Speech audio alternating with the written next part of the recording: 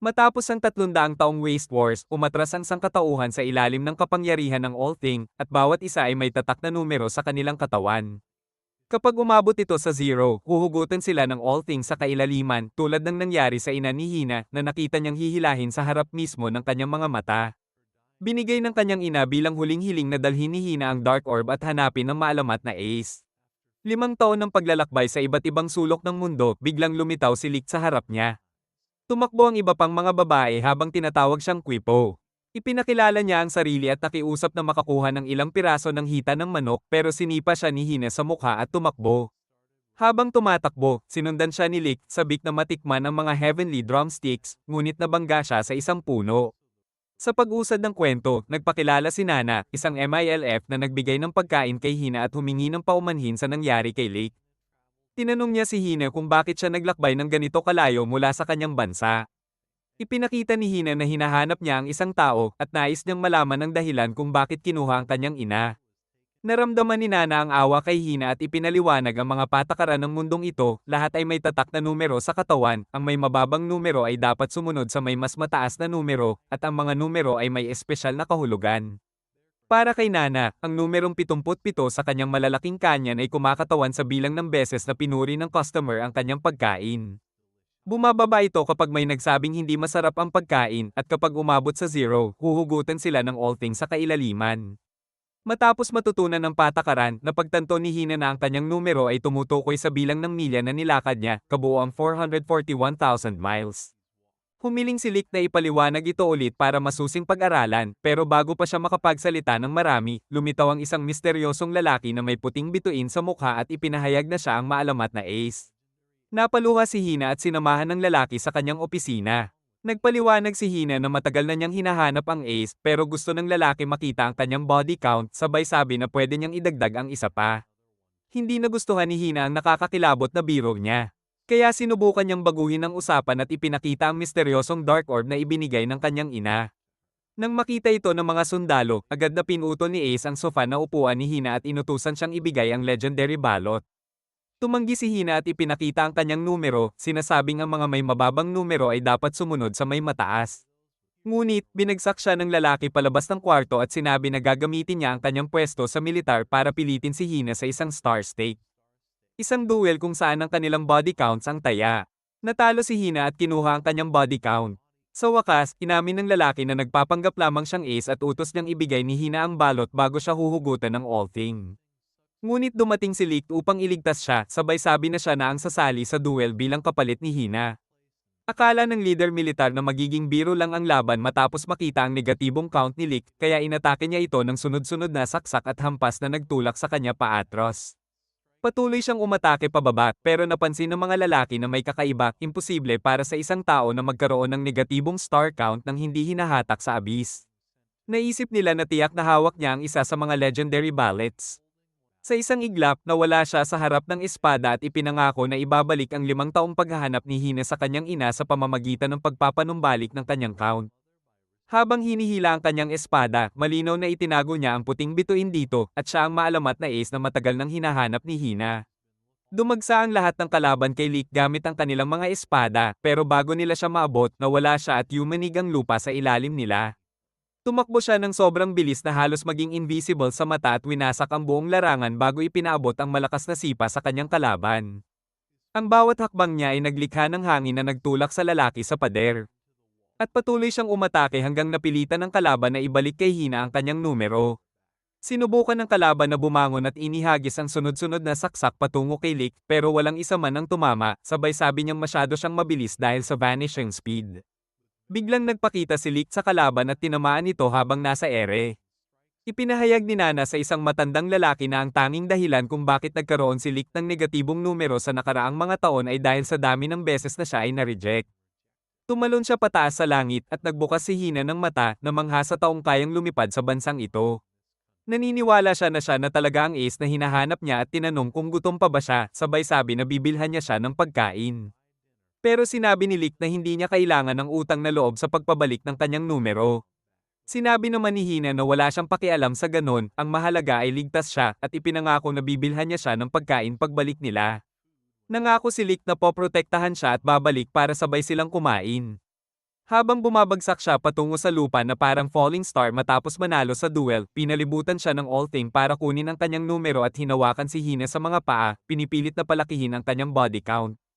Tinanong siya ni Lick kung ayos lang siya at natuwa si Hina na ligtas siya na umiiyak dahil sa wakas ay natagpuan niya ang lalaking tinutukoy ng kanyang ina. Napansin ni Lick ang mga sundalo na nanunood at nagbago ang kanyang ekspresyon. Inagaw niya ang orb mula kay Hina, nagbago ang kanyang ugali, at sinabi na kaya na niyang bumili ng Ferrari sa perang iyon kaya hindi na niya kailangan ng isang pangit na babae. Ang kanyang body count ay 5,700, kaya dapat ay alam na ni Hina na isa siyang playboy. Pero sa halip na iwan siyang walang laman, sinabi niyang bibigyan niya siya ng kapalit, ibinato ang isang lumang laruan bilang alaala. Nagtaka si Hina kung bakit sinabi ng kanyang ina na hanapin ng Ace kung ganito ang kanyang pakikitungo. Ngunit inihayag ni Lick na maraming Ace at hindi siya ang hinahanap ni Hina. Habang lumulubog ang araw, bumalik si Hina sa bayan at nagtaka si Nana kung ano ang nangyari kay Hina at kay Lick pero napaluha siya. Kinuha ni Lick ang tanging bagay na iniwan ng ina ni Hina para sa kanya. At nag-iisip siya kung ano ang dapat gawin mula ngayon. Tiningnan ni Nana ang laruan at may napansin siyang kakaiba sa bigat nito kaya sinabi kay Hina na hawakan muna ito. Gumalaw ang laruan at sumabog, ipinapakita ang balot sa loob. Ipinaliwanag ni Nana na ang pag-aari ng balot ay pinakamalaking kasalanan sa bansang ito, kaya sigurado siyang sinusubukan lang siyang protektahan ni Lick. Nagayos na si Lick para lisanin ang bayan pero dali-dali siyang sinundan ni Hina. Ang tanging paraan niya para protektahan siya ay magpanggap na ninakaw ang balot at tumakas sa bansa. Nang makita niya si Lick sa karwahe, sumigaw siya at nakiusap na hintayin siya, pero sinabi ni Lick sa driver na magpatuloy. Nakiusap si Hina na huminto siya dahil buong buhay niya hinahanap si Lick. Wala nang ibang tao sa malamig na mundong ito mula nang umalis ang kanyang ina at naglakbay siya ng nag-iisa, lalo na nang makita niya ang ibang bata kasama ang kanilang mga magulang gabi-gabi. Natakot siyang manirahan sa kalungkutan magpakailanman pero nang makilala niya si Lick at si Nana, ito ang unang pagkakataon sa buhay niya na muling nakaramdam ng kaligayahan. Lahat ng sandali ng kanyang pagtawa, gusto niyang ibahagi kay Lick at tinawag siyang sinungaling dahil nilabag niya ang pangako. Sumigaw siya ng I hate you. At bumaba ang numero ni Lick sa -1, 1,000. Pagkatapos lumubog ang araw, dumating ang isang sundalo at nakita si Hina na mahigpit na humahawak sa balot. Pinanggako niya na itatago ang kanyang lihim at nariyan rin siya para pasalamatan si Hina dahil sa wakas natukoy na niya ang Ace, ang pinakahihintay na tao sa buong bansa. Kinabukasan, natuklasan ng isang babae na si Lynn ang balita tungkol kay Lick na wanted at nais niyang maglagay ng flyer sa buong baryo. Sinubukan niyang tulungan ng mga tao sa abot ng kanyang makakaya, at base sa dami ng beses na nakatulong siya, tumaas ang kanyang count. Pero may dalawang kakaibang bagay na tumaas rin ng count, ang kanyang miniskirt at ang sobrang laki ng kanyang out of pocket na, sa lungguhit, way out of pocket. Nagtanong si Kill kung bakit tinutulungan niya ang iba kung tumaas lang ang count kapag seryoso ang pangangailangan ng tulong. Sinabi niya na mas mabuti pang gumawa siya ng produktibong bagay, tulad ng paghahanap sa wanted criminal. Habang naglalakad siya, inisip niyang imposible hanapin ang isang tao na may dumb mask pero nakita niya ang Pudding Man at agad sinubukan tanggalin ang maskara nito. Sinabi ng Pudding Man na iba ito sa maskara ni Lick at tiniyak niyang iba ito simula kahapon. Napagtanto ni Lin na tama siya at humingi ng paumanhin. Pero bago siya makalayo, tinanong niya, "Wait a minute, who are you?" Sinabi ng Pudding Man na nagsusuot lang siya ng maskara dahil pangit siya at ipinakita na siya ay na-dump ng 1,000 babae. Ang tanging hiling niya sa buhay ay makapunta sa isang date bago siya pumanaw, kaya umiling si Kill na tulungan siya ni Lin dahil baka tumaas ang count niya sa pagkakataong ito. Sinubukan niyang iabot ang kamay kay Pudding Boy at biglang tumaas ang kanyang count. Magkasama nilang ginugol ang araw. Nagkakape at nagkakasiyahan hanggang sa makarating sila sa isang delikadong tulay pero si Phil ay naghikayat sa kanila na tawirin na lang ito. Maingat nilang tinatahak ang bawat hakbang pero biglang yumanig ang tulay. Na-realize ni Lick na ito na ang opportunity of a lifetime kaya hinawakan niya ang pagkakataon para sa plot development. Napansin niyang si Phil ang pinakamahusay na wingman sa buong mundo. Sa isang kakaibang eksena inilagay ni Lick ang kanyang mahabang eggplant sa pagitan ng dalawang melons. Ngunit nabasag ang log sa ilalim ni Lin at muntik na siyang mahulog kaya halos kapos na siyang mahuli para iligtas siya. Tumingin si Lin sa mukha ni Lick at na-realize na nakilala na niya ang Demon Slayer blacksmith na matagal niyang pinapangarap. Matapos ang lahat nagtataka si Lin kung tapos na ba ang date na ito pero si Pudding Man ay umiiyak ayaw niyang ito na ang huling date nila kaya hinihikayat siya ni Phil na ibigay ang pinakamagandang bagay sa mundo, ang lap pillow. Muling tumaas ang kanyang count pero hindi pa rin satisfied si Phil. Bilang Ultimate Giga Chad Wingman sinabihan niya si Leak na simulang haplasan ng hita ni Lin at tuloy-tuloy na tumataas ang kanyang rank parang si Phil ang climaxing. Pagkatapos maranasan ni Lin ang pinakamalupit na climax sa buhay niya naisip ni Phil na talagang abala siya lalo na't ang lalaki sa harap niya ay ang wanted criminal na matagal na nilang hinahanap. Nakita niya na may negative count si Leak at naisip niyang baka isa rin siyang ballot holder kagaya ng nasa wanted poster. Natuklasan niya ang totoong identity ni Leak pero nakakuha pa rin ng sword si Leak at sinabing maaari siyang bigyan ng ibang klase ng sword para sirain ang kanyang round shields. Ngunit ginamit ni Lin ang kapangyarihan ng anime thighs at muntik na niya siyang tuluyang wasakin sa paulit-ulit na kicks. Ngunit ipinakita ni Phil na binibigyan niya ng best view si Leak kaya tuwing sinusubukan ni Lin na kumik napapansin niyang negative 100 ang defense ng plot armor niya. Nagulat siya nang malaman na wala pang gasgas si Leak sa lahat ng kanyang kicks. Ngunit inamin ni Leak na fatal damage na ang naidulot ni Lin sa kanya dahil mula nung makilala siya nasira na ang puso niya. Ayan ang Ultimate Giga Chad pick-up line. Sinabi ni Lin na hindi siya pwedeng mabuhay kasama ang isang criminal pero gusto niya magkaroon ng kahit 3 anak at mabuhay ng mahaba kasama siya bilang mabuting ama.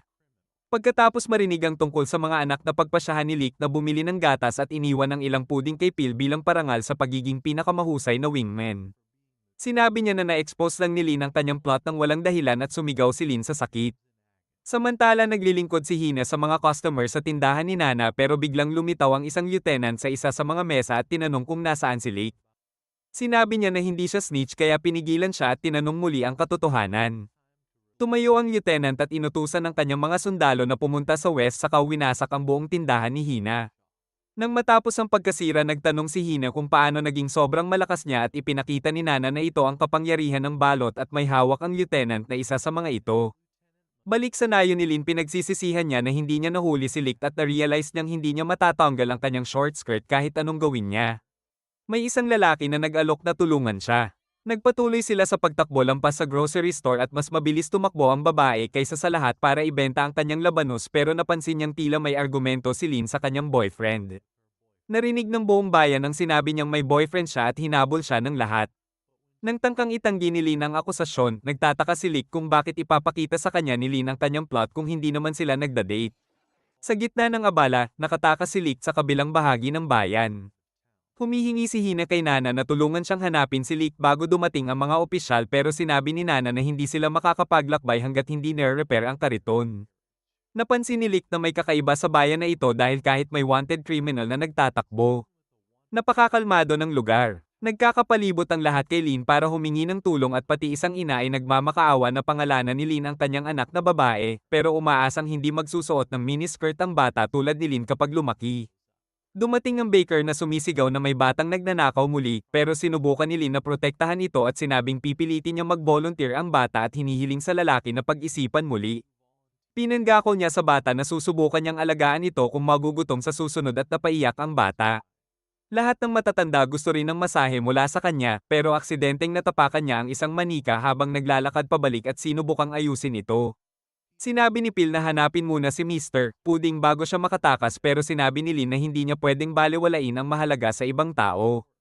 Sa wakas, na-realize ni Lick ang pinagmumulan ng kapayapaan sa nayon kaya tumalon siya pababa at inalok na ayusin ang manika para kay Lin at naibalik ito sa kanya habang patuloy pa rin ang paghahabol kay Lick. Napansin ni Lick na may kakaiba at sinubukang protektahan si Lin mula sa mga tinutusok na spike sa lupa. Lumitaw ang commander at natapakan ng laruan ng babae. Kahit mabilis na nilapitan ni Phil, mas nag-aalala si Lin sa kalusugan ni Lick. Pinalibutan siya ng mga sundalo at sinabi ni Lee Attendant Jail kay Lick na tigilan ang pagpapanggap na patay bago muling tusukin. Nang mabunyag ang kanyang pagkakakilala, tinanggal ni Lick ang kanyang pudding outfit at na-climax si Lin sa kanyang kagwapuhan. Nagsimula silang magsabog ng atake sa kanya, pero kahit naiiwasan niya ang lahat, sinubukan niyang iligtas si Lin sa crossfire at pinalipad lahat ng sundalo gamit ang kanyang espada. Sinabi ni Jail na siya na ang bahala, pero mas pinili ni Lick na hindi siya manipulahin.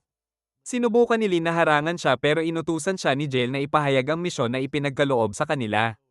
Ginamit ni Lin ang pagkakataon para ipaliwanag ang mga patakaran, naglalaman ng ballots ng misteryosong kakayahan na aktibo kapag hawak ng isang tao at tanging ang militar lamang ang legal na pwedeng magdala nito. Sa kabila nito, iniisip ni Lick na madali na lang ang laban. Pagkatapos ng lahat, mas malakas ang taong may count na 5,700 kaysa sa taong may count na 900 kaya hinihikayat niya si Jail na tumakas. Ngunit ginamit ni Jail ang kanyang kakayahan at tinusok ang lupa ng mga bakal na spike para subukang itulak at itaas si Lick. Sinubukan niyang iwasan ang mga atake habang umaakyat sa pader pero tinusok ng spike ang kanyang daraanan. Walang ibang pagpipilian, nawala si Lick at nagsimulang gumalaw sa bilis na nakakaakit ng mata sa paligid ni Jail. Ginamit ni Lick ang pagkakataon para makatakas sa pamamagitan ng pagtalon pero mas mabilis na tumalon si Jail at pinisa siya gamit ang isang bakal na haligi. Napansin ni Lick na kakaiba ang lakas niya pero na-realize na may tinatago palang mas mataas na number si Jail. Ibinunyag ni Jail na ito ang kanyang conviction na parusahan ng kasamaan gamit ang kanyang sariling kamay. Nagsimulang bumuo ng mga haligi ng bakal sa paligid nila at inihayag ang kanyang tunay na number, 12,500. Na-realize ni Lick na maaaring malubha ang kanyang sitwasyon at naghanda si Jail na i-cast muli ang kanyang Iron Fist. Pero muntik lamang na naperi ni Lick ang atake mula sa kanyang katawan. Gustong subukan ni Lin na iligtas siya pero masyadong malaki ang kanyang plot para magkasya sa gap. Habang sinusubukang pigilan ni Lick ang dambuhalang kamao, isang mas maliit na kamao ang pumasok mula sa gilid para durugin ang kanyang core, pero mabilis siyang nakatayo muli at nagsimulang gumalaw ng mas mabilis kaysa dati. Ngunit kahit sa bagong bilis, mas mabagal pa rin siya kay Jail at ginamit ni Jail ang kanyang kakayahan para itapon ang espada ni Lick sa himpapawid. Walang armas, naghanda si Jail na makipagsabayan sa hand-to-hand combat pero napansin niyang nag-take ng parehong stance si Lick gaya niya. Nakakita ng pagkakataon si Jail at natamba si Lick sa balanse matapos siyang sipa sa gilid. Nahulog sa wakas ang espada sa kamay ni Lick pero pinili niyang ibato ito pabalik kay Lick, sinasabi na masyado na siyang mabagal. Sinabi ni Lick na mabagal ang kanyang nanay. Dahil sa insulto, nagdesisyon si Lick na ibuhos ang lahat at tumalon sa himpapawid para ihanda ang kanyang ultimate blow. Ngunit hindi natakot si Jail at ginamit ang Iron Fist of the Sky dahil hindi na makaiwas si Lick bago tumama. Bago pa man tumama si Lick sa lupa, naglunsad si Jail ng nakakapinsalang blow para durugin ang kanyang kumpiyansa at ginapos siya gamit ang bakal. Nakiusap si Lick kay Jail na pakawalan siya, pero sinabi ni Jail na hindi niya gagawin hanggat hindi niya isisiwalat ang lahat ng kanyang mga kaibigan. Sinabi ni Lick na puti ang plot armor ni Lin at sang-ayon ang buong bayan. Iniisip ni Jail na misteryo ang lalaking ito pero nagtataka kung paano siya bahagi ng militar. Nang makipagsabayan sa kanya, napansin niyang ang kanyang martial arts ay espesyal na techniques na itinuturo lamang sa Supreme Soldiers. Gumugol ng napakaraming resources ang militar para hulihin siya. Pero iniisip ni Jail na mahina si Lick na may count na 5,700 lamang. Tumanggi si Lick na isiwalat ang mga kaibigan niya, sinasabing hindi siya up. Kaya nag-summon si Jail ng whip para pilitin siyang magsabi ng impormasyon. Ngunit pinrotektahan ni Lin si Lick mula sa palo at sinabi na hindi siya kasing sama ng tingin ng iba, matagal na siyang tumutulong sa kanya. Ngunit sinabi ni Jail na narinig niya ang plano ni Lin na gumawa ng parke para sa mga bata at iniisip niyang walang silbi ang pagsisikap niya. Hindi dahil payapa ang bayan ay pwede niyang ipagsawalang bahala ang kanyang tungkulin at tinawag siyang useless. Napaiyak si Lin at sinabi na tama ang superior niya at hihingi siya ng paumanhin, pero sinabihan siya ni Lick na huwag humingi ng paumanhin. Sinabi niya kay Jail na hindi niya pinutol ang bakal dahil ayaw niyang masira ang bayan ni Lin. Matapos sirain ng Cops, na-realize ni Jail na tinatago ni Lick ang kanyang totoong count mula pa noon. Handa na siyang ilabas ang kanyang tunay na lakas at sumugod gamit ang kanyang kamao. Ang enerhiya mula sa kanilang clash ay winasak ang buong mundo sa ilalim nila at sumigaw si Lick na hindi tamad si Lin dahil payapa ang bayan, kabaligtaran ang totoo, payapa ang bayan dahil hindi siya tamad. Kaya inutusan niya si Jail na humingi ng paumanhin sa kanya. Nagsimulang gumuho ang bangin at nahulog si Lin sa gitna ng kaguluhan. Mabilis na tumakbo si Jail patungo sa kanya pero nag-flash forward si Lick ng 10 beses na mas mabilis at nahawakan niya si Lin. Sinabi niya sa kanya na fat siya at pinakiusapan na magkito pero sinabi ni Lin na galit siya sa kanya at bumaba ang kanyang count. Nakahabol si Jail sa kanila at itinapon ni Lick si Lin patungo sa kanya para mailigtas siya. Ito sana ang pagkakataon niya para makabawi pero pinili niyang tumalon pabalik sa nayon at dalhin si Lin sa kaligtasan. Sinabi niya sa kanya na umalis na siya dahil fat ass siya. Nakita niya ang flyer na ginagawa ni Lin at naintindihan ang sinabi ni Lick kaya gamit ang kanyang kapangyarihan, gumawa siya ng playground mula sa kanyang bakal. Sinabi niya kay Lin na tatagal lang ang mga pundasyon habang nandyan siya kaya bibigyan niya siya ng 3 araw para tapusin ang plaster bago sila maghabol kay Lick. Bumaba ang kanyang number matapos ipagkanulo ang isa sa kanyang convictions pero iniisip niya kung ano talaga ang lakas ng lalaking iyon. Dumating ang babae para ibigay ang kanyang laruan para ayusin kaya gumawa siya ng screwdriver at ginugol ang natitirang araw para tulungan siya. Isang linggo pagkatapos, nauubos na ang pagkain ni Lick pero natagpuan siya ni Hina gamit ang lahat ng 3 brain cells niya. Nagsimulang mag-uwi siya tulad ng uwak pero hinuli siya ni Hina at sinabi na ang tanging dahilan kung bakit suot niya ang tuka ay para masobrahan ang kanyang persuasion. Sinabi niyang itigil na ito at tinanggal ang kanyang mask, sinabing hindi na siya mamakamali sa kanya para sa iba. Tinawag sila ni Nana para mag-enjoy ng pagkain at nagsimulang mag-usap tungkol sa kung anuman. Nai-distract si Hina sa espada ni Lick pero iniisip ni Lick na handa na siyang uminom ng gatas. Pinapalo siya ni Nana, sinasabing kailangan niyang magtrabaho kung gusto niyang kumita ng pera, kaya dapat mag-ipon ng kahoy kasama si Hina. Nagsimulang mag-ipon sila ng kahoy pero tinawag siya ni Hina na sinungaling dahil nilabag niya ang pangako sa kanya. Ipinakita niya sa kanya ang baon niya para mapanatili nila ang pangako. Sinubukang humingi ng tawad ni Lick pero iniisip ni Hina na para itong date. Maaaring naghahanap siya ng ibang cherries na pop habang wala siya, pero hindi iniintindi ni Hina dahil nakakita man siya sa kanya. Habang tinatapos niya ang kanyang pangungusap, dumating ang isang eroplano mula sa itaas at sinubukan ng pulang-haired girl na palipad ito. Napansin ni Lick na patungo ito sa bangin at nang akala niya ay makalipad na siya, bumagsak ng diretso ang ilong ng eroplano. Tumalon si Lick mula sa bangin para hawakan siya at iniwan ng eroplano bago sila bumangga. Nang tumakbo si Hina para tingnan kung ayos sila, tumalon ang pulang-haired girl sa ibabaw niya at nagtanong kung kaya niyang lumipad. Sinuri niya ang pangalawang tuka niya pero sinabi ni Lick na kung hindi siya makasakay sa eroplano, pwede siyang sakyan sa halip. Na-climax si Lick at nakita niya na ang post-nut clarity ay nagpadala sa kanya sa ibang dimensyon. Kaya kinuha siya ng babae at sinimulang hilahin palayo. Sinabi ni Hina na maghintay at ipinakilala ng babae ang sarili bilang Palmo, sinasabing pakiramdam niya ay maabot niya ang kanyang mga pangarap kasama nila.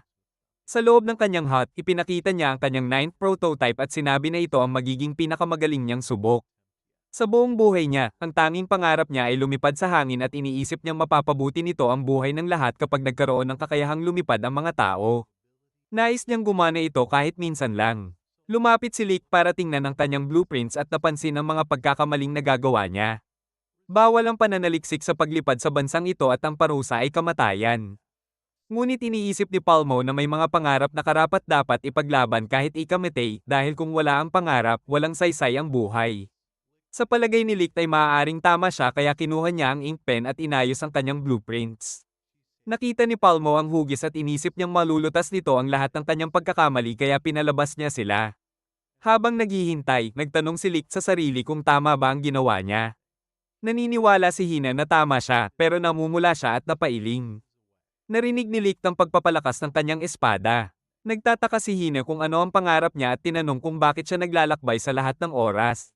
Sekreto, sagot niya, at nagsimulang gumulong bago hinawakan ang kanyang kamay, sinabing ipapakita niya ang kanyang layunin sa kanya. Nais niyang gamitin ang kanyang tuka para ma-penetrate ang pinakamalalim na bahagi ng kanyang depensa. Sino ang salungguhit nagpapalaki sa lalaking ito? Na-climax si Hina pero sinabi ni Palmo na tapos na ang prototype at nagtaka kung na-interrupt niya sila. Sa wakas, handa na ang eroplano at ipinangako ni Palmo na makakalipad na siya. Sa malayo, napansin ni Lick ang umaatungal na hukbo patungo kay Palmo at na-realize niya na natuklasan na siya. Hinugot ni Lick ang kanyang espada at naghanda para harapin ang hukbo pero sa huling segundo, sinaktan niya ang eroplano para sirain ito. Naintindihan ni Palmo at dumating ang mga sundalo para ipaalam na narinig nila ang flight testing, ngunit ipinakita niya ang mga debris at sinabi na sinusubukan lang niyang ayusin ang lumang windmill. Pagkatapos umalis ng mga sundalo, alam ni Palmo na hahatulan siya kahit gumana ang eroplano dahil hahanapin siya ng mga saksi habang buhay. Inisip ni Lick na ito ang pinakaligtas na opsyon dahil maaari siyang subukan muli at sinabi ni Hina na mananatili siya sa tabi niya hanggang makamit niya ito. Ngunit kahit maganda ang mga salita, ibinunyag ni Palmo na hindi na niya muling masusubukan at bumagsak ang kanyang count sa 0. Ang kanyang count ay batay sa kung ilang beses niyang naabot ang kanyang pangarap at mula sa simula sa 10, nabigo siya sa bawat subok hanggang sa huling ito. Sinabi niya sa kanila na huwag mag-alala at nagmamakaawa si Hina na may tumulong sa kanya, naaalala ang araw na nahulog ang kanyang ina. Sinubukan ni Hina na takbuhin para iligtas si Palmo pero itinaboy siya ng mga kamay.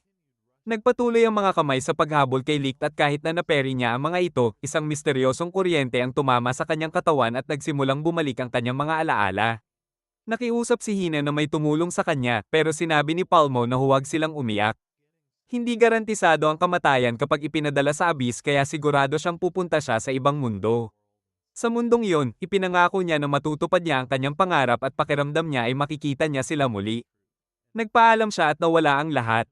Nanghina si Hina pero ipinangako na muli niyang makikita si Palmo balang araw. Bumagsak si Licht sa tabi niya at tiningnan niya ang kanyang mga mata, nakakita ng count na 001 na nakaukit sa loob.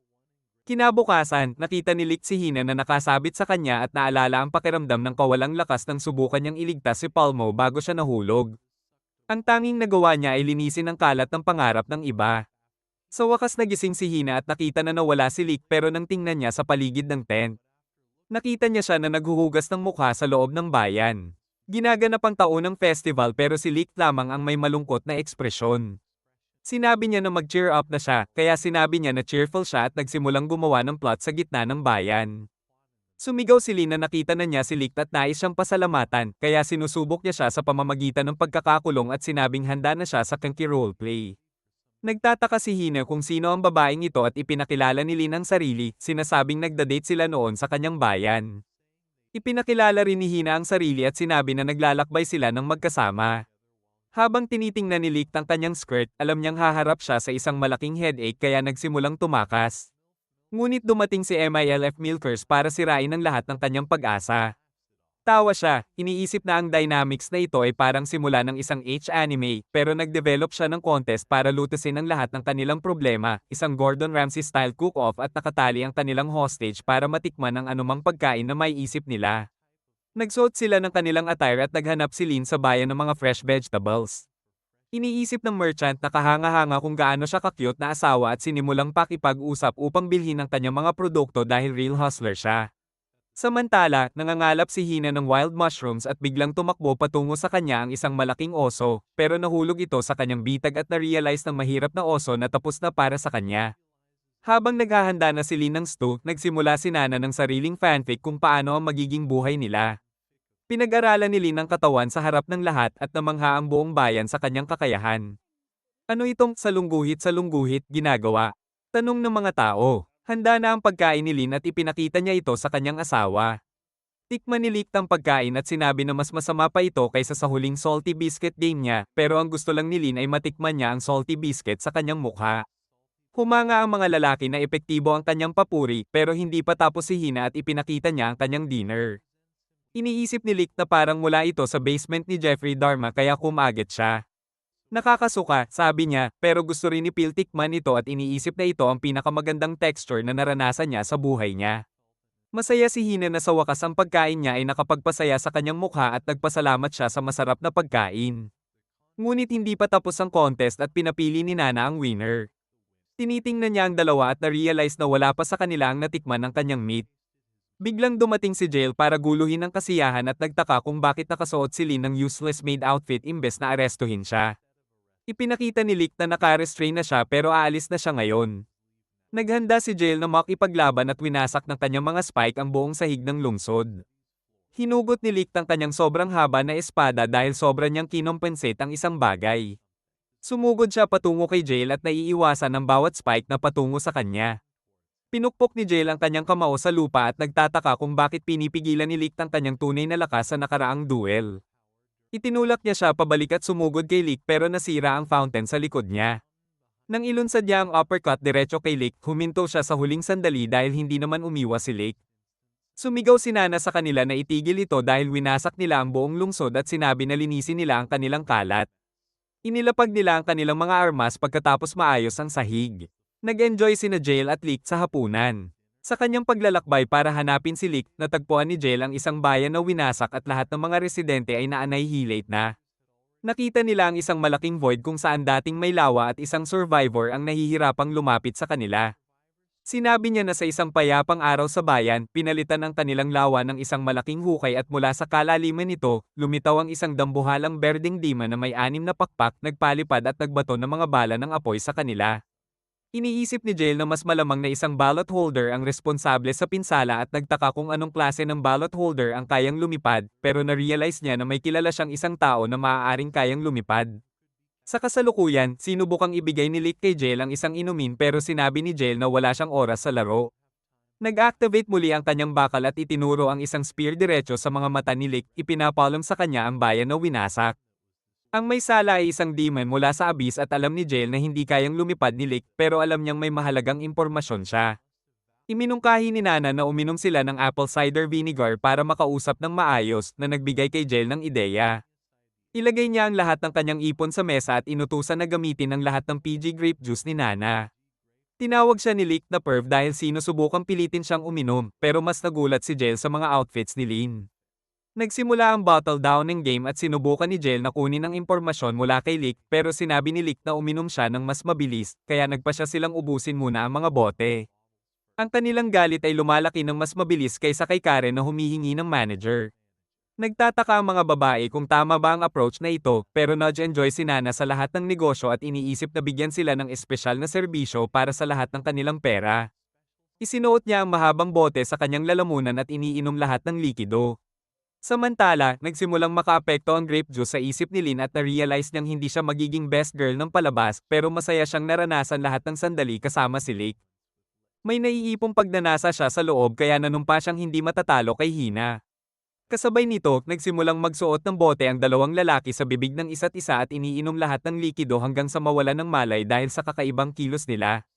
Ang mga babae ay nag-aalala lamang sa isa sa kanila at nag-aaway kung kaninong lap siya uupo. Ang tanging iniintindi ni Nana ay ang kanyang negosyo kaya ibinuhos niya ang nakabote niyang ihi sa bibig niya. Ngunit matapos niyang itulak siya, nagsimulang yumanig ang lupa at ipinakita ni Phil na may lumitaw na malaking hukay sa bayan na ito. Nang dumating si Jael sa lugar, sumigaw ang survivor na mawawasak na ang lahat kaya dali-dali siyang nagpa-evacuate sa mga tao. Napansin ni Lick na pamilyar sa kanya ang tunog at sinabihan si Jael na pilitin ang lahat na umatras. Na-realize ni Jael na maaaring may alam si Lick tungkol sa nangyayari. Biglang lumitaw ang demon mula sa abyss. Tumayo si Lick na may luha sa mata, nagtataka kung paano pa rin nakakalipad ang mga nilalang na iyon matapos ang Waste Wars. Tumutok ang dambuhalang helicopter at nagsimulang magpaputok pababa, ngunit sinubukan ni Jael na ipagtanggol ang mga residente bago pa man ito mag-evacuate. Ngunit nagsimulang pumasok mula sa likod ng helicopter at naglunsad ng missile patungo kay Jael. Sa huling sandali, naglagay siya ng barrier para protektahan ang lahat. Iniutos ni Lick na mag-evacuate agad ang lahat pero sinabi ni Jael na wala siyang karapatang mag-utos. Ipinakita ni Lick ang kanyang ranggo sa militar at sinabi na siya ang kukuha ng command bilang colonel.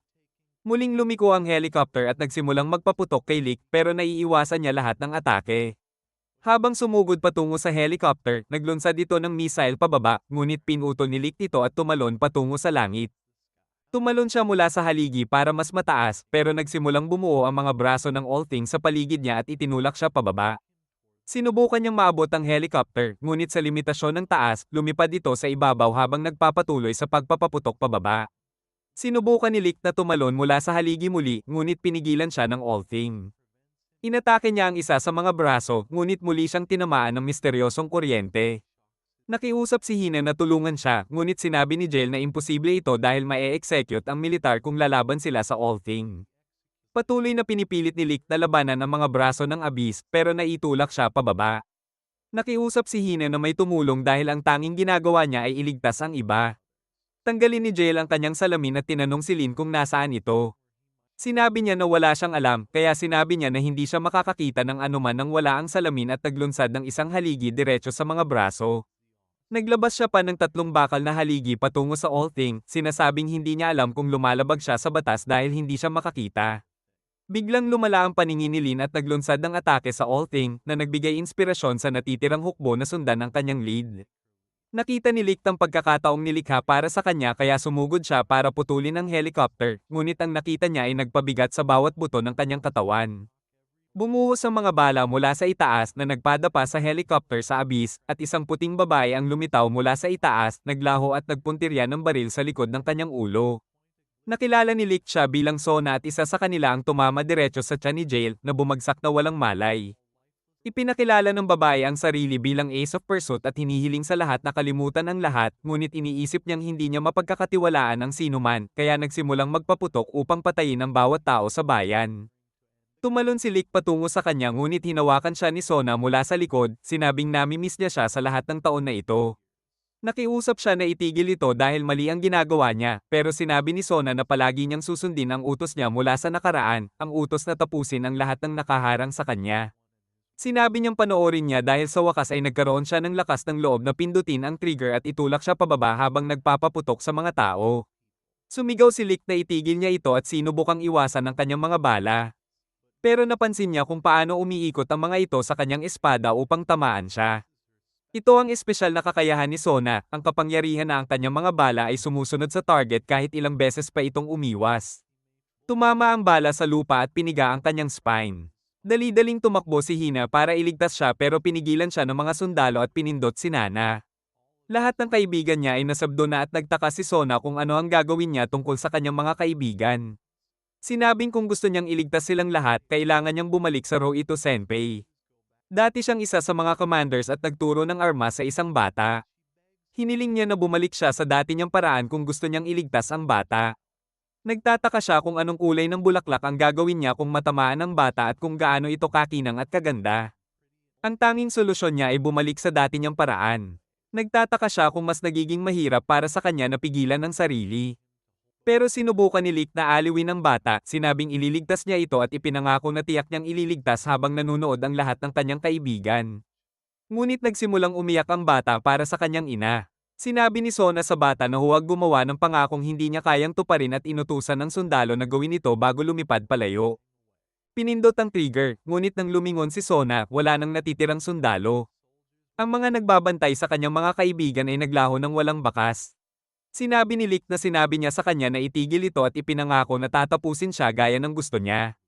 Nakiusap si Nana na itigil niya, pero sinabi niya na manahimik.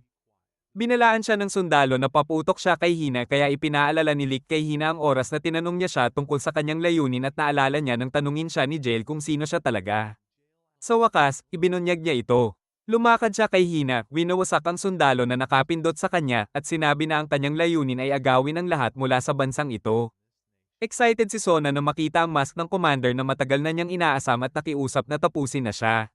Ipinaalala ni Lick sa kanya na sabihin ng dalawang salita na kailangan para maglaban ang dalawang aces, kaya sinabi ni Sona na ibubuhos niya ang lahat ng kanyang stars at pumayag si Lick na ibuhos ang lahat ng kanyang.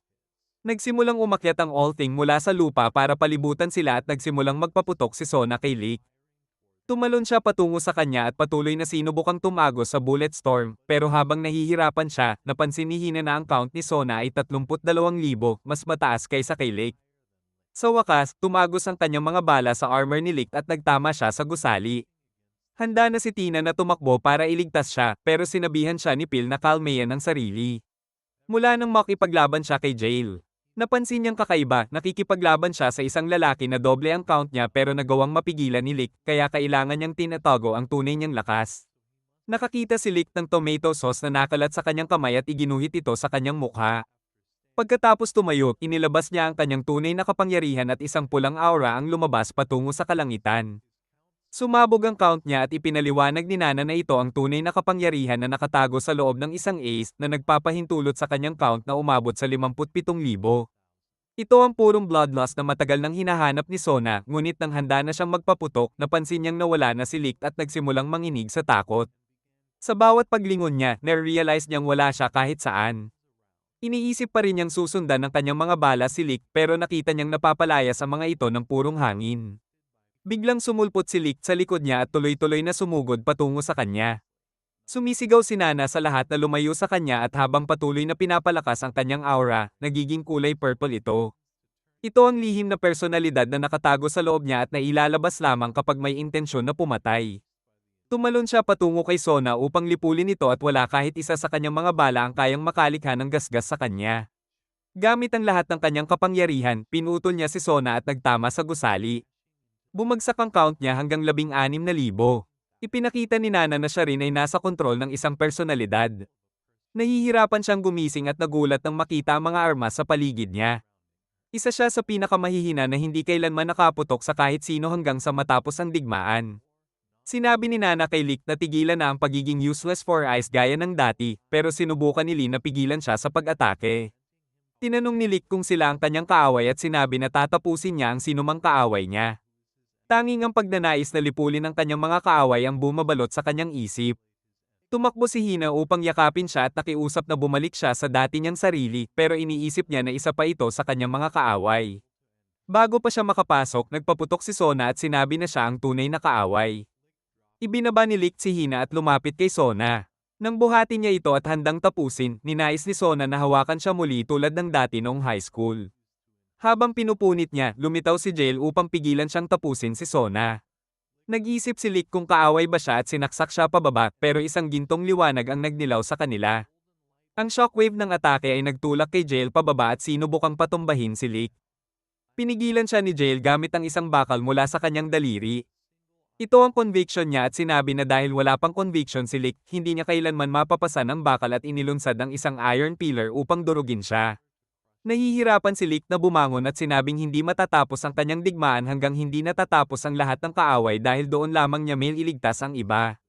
Naisip ni Jail na kahanga-hanga ang kanyang mga salita at nangako na susundin ang kanyang conviction at igagalang ang kanyang kalaban. Kinuha niya ang isang glove at sinuot ito.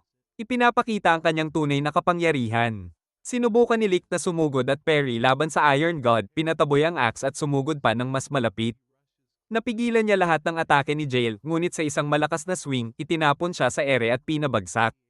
Tinanggal niya ang mask ni Lick at tinanong kung gising na siya. Tumakbo ang lahat ng kanyang kaibigan patungo sa kanya at humingi ng paumanhin si Lick sa pagkabigla.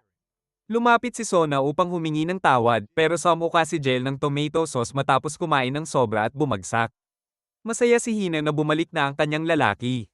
Isang linggo ang lumipas, sinusubukang hilahin ng All Things si Lin papunta sa isang H-anime at humingi ng paumanhin si Lick na hindi niya mapipigilan ang Star Stake dahil ayaw niyang tapusin si Sona. Iniisip ni Nana na mawawala rin ito sa huli, pero mas gusto ni Lick na manatili ito magpakailanman. Nagsimulang bumuo ng tunay na plot ang All Thing at iniisip na gusto rin ito si Hina, pero dahil walang plot na na-develop doon, lumalakad ito ng pilay at tumakbo palayo para bumuo ng tunay na plot kasama si Sona. Pumasok si Jail sa silid upang guluhin ang pagdevelop ng plot, sinasabing nandito siya para tapusin si Lick dahil inatake nito ang All Thing. Pero sinabi ni Nana na tigilan na ang pagiging ridiculous at sinusubukang sundin lang ang utos at tapusin ang nag-iisang lalaki na nagtatangkang protektahan ng iba. Nakamove on si Jail sa kanyang isip at masaya si Nana na natagpuan ang nag-iisang lalaki na tumayo laban sa kanya sa nakaraang 300 taon, kaya bilang pasasalamat sa kanya at sa lahat sa silid na naniniwala sa kanya, ipinakita niya ang sikreto niya at inihayag ang kanyang A status na may puting star sa mukha. Binalaan niya sila na hindi ito panaginip dahil kung hindi sila buhay sa mundong ito, mawawala sila sa totoong mundo at ipinadala sila 300 taon pabalik sa nakaraan, sa harap ng isang high school kung saan nakita nila si Lick bilang teenager. Habang naglalakad sa academy, napansin nilang nakatingin sa kanila ang lahat na parang mga hillbilly na nahulog mula sa langit. Nang ma-realize nilang na-teleport sila 300 taon pabalik, sinabi ni Jail na kailangan nilang hanapin agad si Lick. Iminungkahi ni Hina na ang batang nakikita sa labas ng school ay si Lick, pero lahat ay hindi sigurado dahil iba ang hitsura niya kumpara sa totoong Lick. Hapon na sa hallway, may isang matangkad at pangit na tao na si Takatura ang bumangga kay Hina. Natakot siya sa pangit at nakakasukang mukha nito. Nagdesisyon si Lin na harapin siya at humingi ng paumanhin, pero sinapak siya nito. Nang pumasok si Jail, naglatag ang masamang tao ng suntok sa kanya pero naiiwasan niya ito. Habang nag-crack ng knuckles ang lalaki, sinubukan ni Jail gamitin ang magic pero napansin niyang wala siyang magic sa mundong ito. Sinapak siya ng lalaki, pero nang susubukang ulitin, may batang babae na humingi na itigil ito. Siya ang creepy girl na si Sona na umatake kay Lick sa kanilang lungsod, pero sa ngayon ay mas bata pa ang hitsura. Nang bantaan siyang durugin ng lalaki parang bag ng biscuits, may isa pang lalaki na si Takakoshi na sumubok huminto sa kanya, pero sinabi ni Jail na lumayo. Biglang lumitaw si Blake sa pagitan ng mga binti ni Hina. Pagkatapos, dumating ang commander sa harap nila at inihayag na nasa military school sila at ipapadala sa digmaan sa loob ng ilang buwan. Binalaan niya na sisirain ang sinumang hindi susunod sa kanyang utos, pero isang hot lieutenant ang humarang at ipinakilala ang sarili bilang Ferenda, sinabing natatalo sila sa digmaan at malapit nang mawala ang kanilang lungsod. Ngunit kinuha ni Commander Paleface ang mic mula sa kanya at ipinakilala ang Major. Pagdating ng Major, nagsalot ang lahat pero nang umupo siya, nagsimulang magbasa ng bedtime story habang may mga estudyante na nagtatawa. Sinabi ng Commander na manahimik sila, pero patuloy silang tumawa. Biglang nagpaputok siya sa isa sa kanila na nag-iwan ng lahat sa shock at nang paputukin pa niya ang dalawa pang estudyante, natapon ang kanilang tomato sauce kay Hina na naging dahilan para humarap siya sa lupa at mapunta sa kanyang mga tuhod. Sinubukang tumakbo ng lahat palabas pero natuklasan nilang nakasara ang pinto. Binalaan ng commander na tatapusin niya ang sinumang susubukang lumabas at nang makita si Hina na nanginginig, tinawag niya itong mahina at useless worm. Nang subukang iligtas siya ni Jael, biglang nanok ng isang bata ang baril mula sa kamay ng commander at sinubukang sumugod gamit ang kanyang espada, pero hinarang siya ng commander gamit ang paa at sinipa ang mukha nito. Sinabi ng commander na matatapos sila sa pag-atake sa kanya, pero inutusan siya ni Lick na ibaba ang kanyang armas habang binalaan ang major gamit ang isang stick. Nang payuhan siya ng commander na kaya niyang tapusin ito agad, nagsimula ng iwan ni Lick ang lugar, na-realize niyang mabilis na bumagsak ang plano niya. Binalot niya ang stick ng tela at inilabas ang isang bulaklak sa pag-asang mahikayat ang lahat na nagbibiro lang siya, pero walang naniwala. Kaya nagpa siya ang commander na turuan siya kung paano airing ang leeg niya, pero natakot si Lick na subukan. Nang bantang patayin si Hina, agad niyang pinakawalan ang major. Pero nagsimulang lumapit ang major sa kanya. Binalaan siyang tatapusin siya habang kumalat ang isang kakaibang mist sa paligid nila. Sa sandaling iyon, dumating ang apoy para pigilan sila at sinabi sa mga estudyante na ang ginawa niya ay simpleng introduksyon lamang sa academy. Nang magising ang mga estudyante, sinabi ng commander na puno ng pintura ang mga baril at ipinakilala ang sarili, binalaan silang sisirain niya kung tatanggi silang sumunod sa utos niya.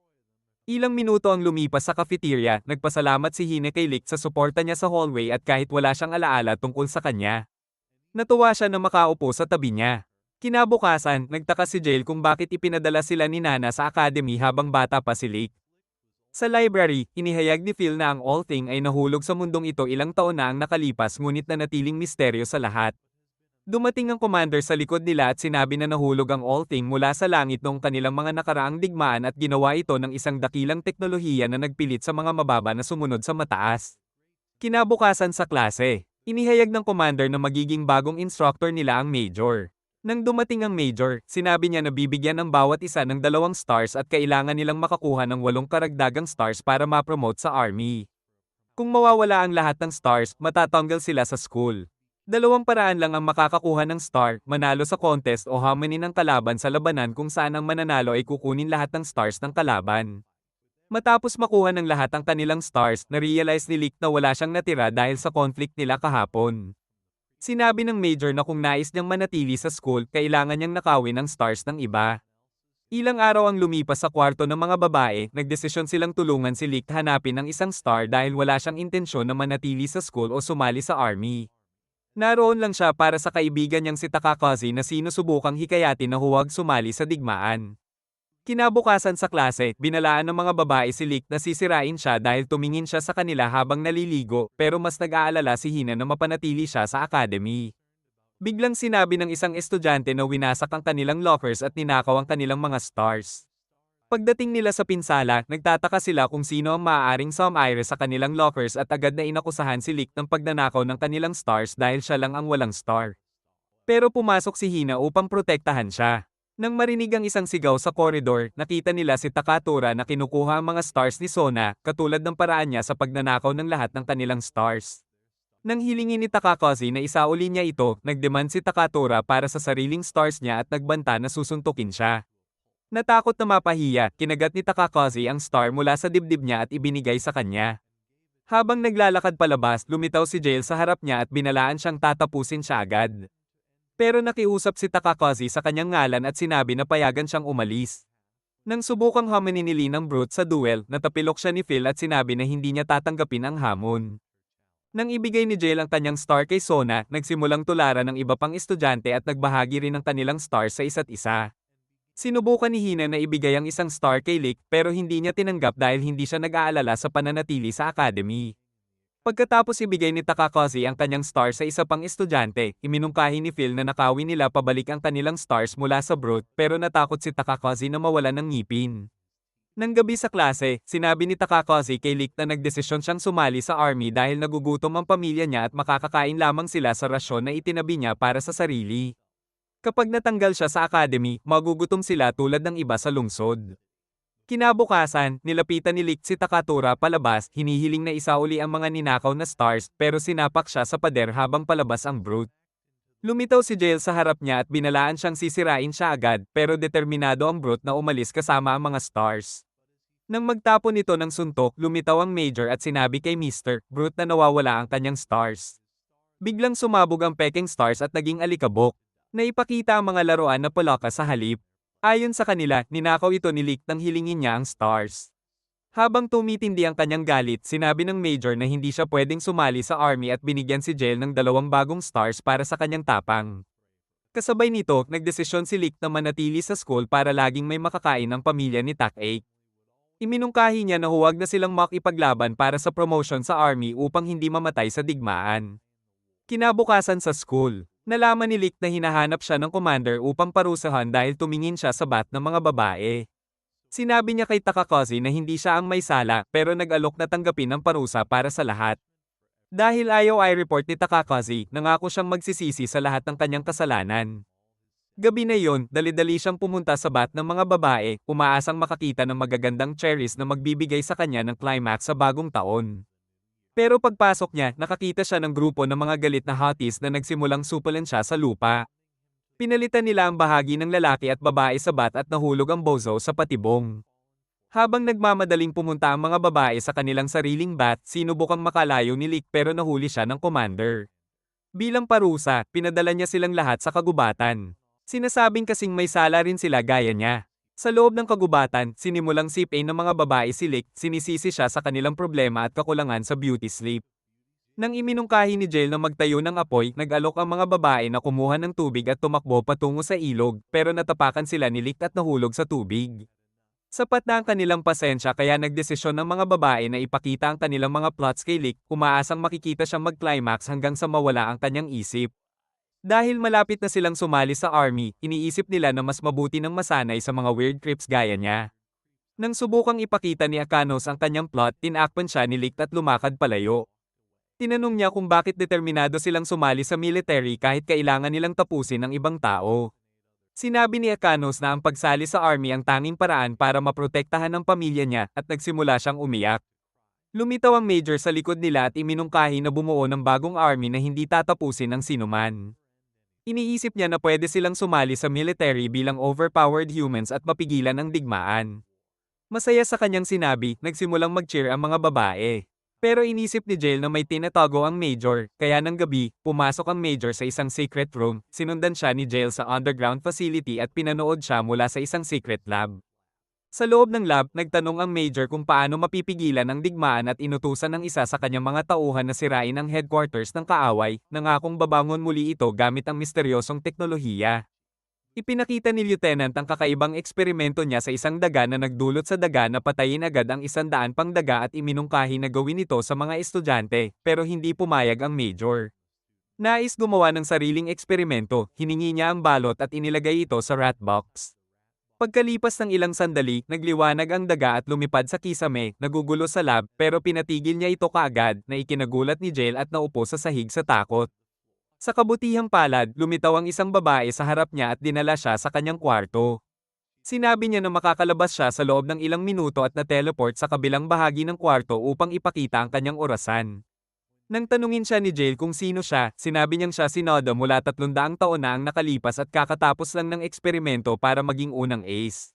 Nakatanggap siya ng liham mula kay Nana sa hinaharap na nagsasabi tungkol sa pagdating ni Jail at natutulungan niya siya kapag nagkaroon ng problema. Sinabi niya na nang bumagsak ang all things sa Earth, ilang makapangyarihang tao ang nagsimulang lumitaw, nahila ng misteryosong kapangyarihan nito. Bilang resulta, sinimulang gamitin ng Major ang kapangyarihan nito upang lumikha ng overpowered humans tulad niya. Nag-eksperimento sila sa mga bata pero si Nana lamang ang nakaligtas habang ang iba ay namatay. Nang sabihin niya kay Jail na nais ng Major gawin ang susunod na eksperimento kay Lick, nagtanong si Jail kung ipinadala siya ni older Nana sa nakaraan upang pigilan ang surgery.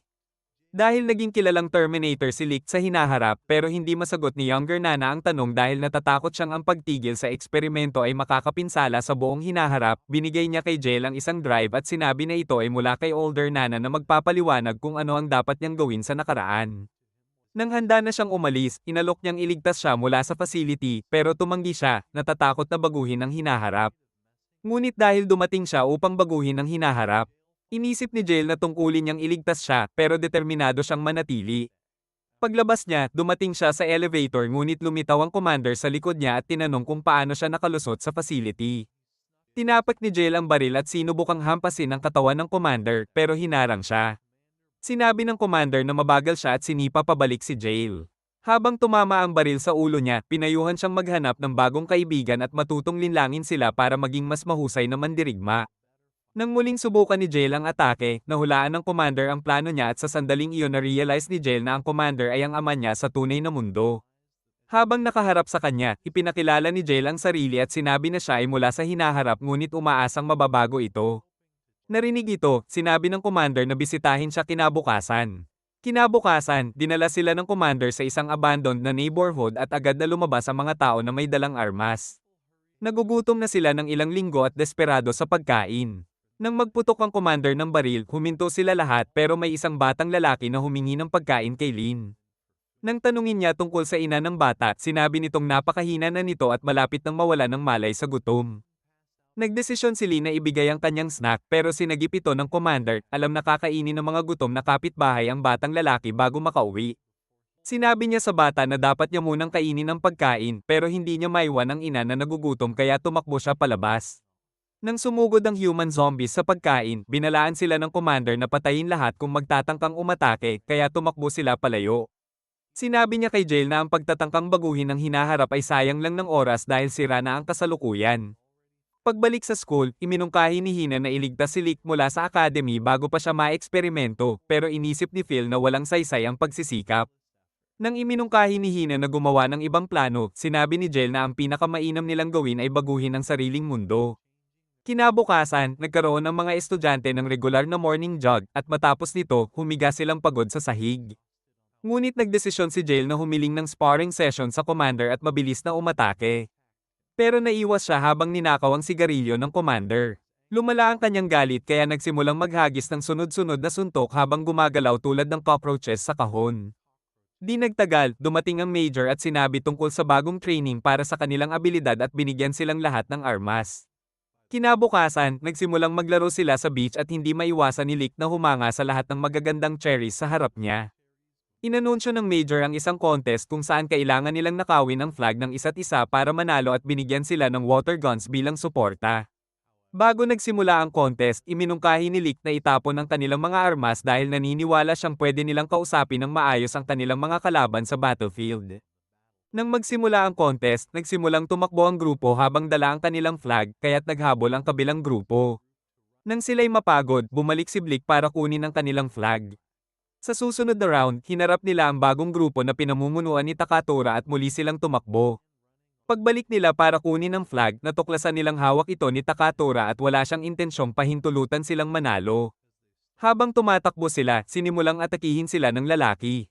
Lumitaw si Solich sa bundok at nahikayat si Takatora na pumunta doon. Pero pagdating niya sa dead end, nagbanta si Takatora na dudurog siya tulad ng isang baka. Nang umatake siya, nahulog siya sa isang hukay na nagbigay daan kay Takakazi na kunin ang kanyang flag. Nang gabing iyon, nagdesisyon ng grupo na ipagdiwang ang kanilang tagumpay at pinangalanan si Lick bilang kanilang bagong leader. Sa secret lab, ipinaalam sa commander na isang miyembro ng kanilang grupo ang napatay habang nasa secret mission, kaya iminungkahi ni Ferenda na magsimula ng bagong eksperimento sa mga estudyante bago pa man matalo sa digmaan. Nagalit ang major sa kanyang sinabi at nagpakawala ng ice stake sa paligid niya, pero kumbinsido siya na ang paggawa ng overpowered rats ay sayang ng oras at sinabi na ang mga estudyante ang kanilang pinakamahusay na opsyon. Kinabukasan, sinumite ng major si Lick sa opisina niya upang gawing human lab rat pero nang may problem ito sa mga estudyante, humiling silang kanselahin ang surgery. Sinabi ni Ferenda na ito lamang ang paraan para manalo sa digmaan. Tinanong ni Lin si Lick kung bakit pumayag siyang maging lab rat. At sinabi niya na umaasa siyang makaliligtas ito ng mga buhay sa digmaan. Gabing iyon, iminungkahi ni Hina na pigilan ang surgery, pero naniniwala si Jail na ang isang aksyong iyon ay magre-rewrite ng buong hinaharap at tatanggalin ang kanilang lungsod sa existence. Kinabukasan, nagdesisyon silang magpaalam kay Lick, natatakot na baka hindi na nila siya makita muli. Habang siya'y naglalakad palayo, dali-daling hinabol siya ni Lin pero pinili niyang hayaang umalis siya. Sa klase, iminungkahi ni Hina na manatili sila kay Lick matapos ang surgery at tulungan siya sa digmaan para hindi siya maging Terminator sa kanilang mundo. Pumayag si Jail sa plano niya at iniisip na may pagkakataon silang pigilan siyang magsuot ng mask sa hinaharap. Biglang lumipad ang mga helicopters patungo sa school at agad naglunsad ng missile na sumabog sa school.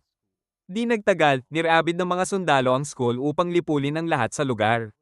Sinapak ni Takatora ang isang sundalo sa lupa at sinabi kay Sona na iligtas ang sarili at lipulin silang lahat pero natakot siyang kumilos kaya kinuha siya ng lalaki at sinimulang barilin ang mga ito. Sabay namutok ang isang smoke bomb bago ang isa pang grupo ng sundalo at tumakbo si Jail sa usok na iyon at sinuntok ang dalawa habang sinaksak ni Takikis ang huling isa. Lumitaw ang dalawang kalaban sa usok.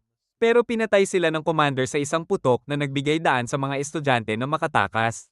Sa school, ipinaalam ni Fernandez sa commander na malapit nang mamatay si Lick sa surgery dahil nawala ang kuryente, kaya nag-alok ang mga estudyante na hanapin ang backup generator. Habang tumatakbo sa koridor, nakatagpo sila ng kalaban kaya pinatay siya ng commander sa ilang putok. Nang lumitaw ang isa pa, dali-daling inatake ni Takikis at pinatay ng commander ang huling isa. Sa labas, nagputok ang commander sa mas maraming kalaban at tumakbo patungo sa susunod na gusali. Habang nakikipaglaban si Akano sa isang sundalo, tinamaan siya sa binti ng putok pero lumipad ang isang estudyante at tinamaan ang kalaban sa suntok bago siya sabugan ng ilang putok. Nagdesisyon si Hina na gamutin ang sugat at sinabi sa mga lalaki na hanapin ang generator sa ibang bahagi ng school.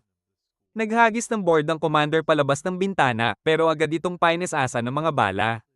Nang ma-realize na pwede silang mamatay habang hinahanap ang generator, nagdesisyon ng commander na i-distract ang mga kalaban, pero habang tumatakbo ang mga estudyante, inilunsad sa kanya ang isang missile na sumabog sa silid.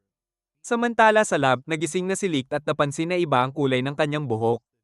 Iniabot sa kanya ng major ang isang espada at sinabi na ito ay may kapangyarihan ng balot. Ngunit maya-activate lamang kapag naisip niya kung ano ang magiging count niya.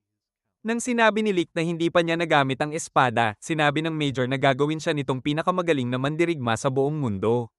Habang naghahanda ang mga sundalo na tapusin si Hina at ang kanyang mga kaibigan, isang malakas na liwanag ang bumagsak sa likod nila at nang humupa ang alikabok, nakita nilang bumangga si Lick sa isang pader. Habang binabaril siya, napansin ni Lick na mabagal ang galaw ng mga bala kaya sinimulang tanggalin ang mga ito. Nang huminto ang mga sundalo sa pagputok, na-realize niya na mas mabilis siya kaysa sa mga bala.